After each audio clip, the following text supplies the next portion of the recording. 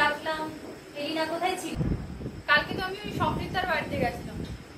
আচ্ছা, সম্পৃক্তার বাড়ি মানে আমাদের এই কলেজের সম্পৃক্তা, মানে ওই 76/C রায়মোহন ব্যানার্জিতে যার বাড়ি। তো আরে আমি ওর বাড়িতে একদিন গেছিলাম, ঠিক আছে? ওর বার্থডের সময় আমাকে ইনভাইট করেছিল, কিন্তু এত অসভ্য একটা মেয়ে, মানে আমাকে ইনভাইট করে মানে অতিথি আপ্যায়ন তো দূরেরই কথা, মানে ও পালিয়ে পালিয়ে বেড়েছে যেন আমাকে চেনে না। মানে আমার তো তখন মনে ছিল তখনই ওখান থেকে বেরিয়ে আসছে, কিন্তু ভদ্রতার খাতিরে আমি ওখানেই ছিলাম। তো ওর মা মানে আন্টি এত ভালো একটা মানুষ, মানে আন্টির মেয়ে যে মানে হয়েছে কি করে এরকম অসভ্য টাইপের হতে পারে, মানে আমি সেটাই শুধু ভাবছি।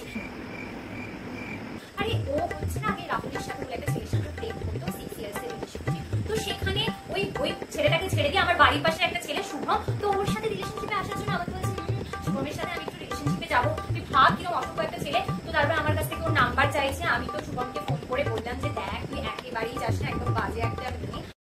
1 hour later. মানে আমি যখন ওর বাড়িতে তোর বাড়িতে গেছিলাম, ওর ঠাকুমা মানে আমি ওর ঠাকুমার নাম্বার নিয়েছিলাম, মানে দিদা এত ভালো, দিদা প্রত্যেক দিন আমাকে ফোন করে খোঁজ নিত, তারপরে আমিও দিদাকে ফোন করে খোঁজ নিতাম। কিন্তু ওর সাথে যেরকম আমার রিলেশনটা খারাপ হয়ে গেছে, তারপর থেকে এখন আমি আর কন্ট্যাক্ট করি না।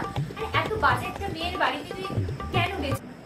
কে তুই কি যেন একটা বলছিলি, মানে তুই সম্পৃক্তার বাড়িতে কেন গেছিলি? মানে আমার তো হয়ে গেছে কথা, তুই কেন গেছিস সম্পৃক্তার বাড়িতে? আমি কখন গেলাম সম্পৃক্তাদের বাড়িতে? আমি তো কালকে সারাদিন বাড়িতে ঘুমিয়েই ছিলাম।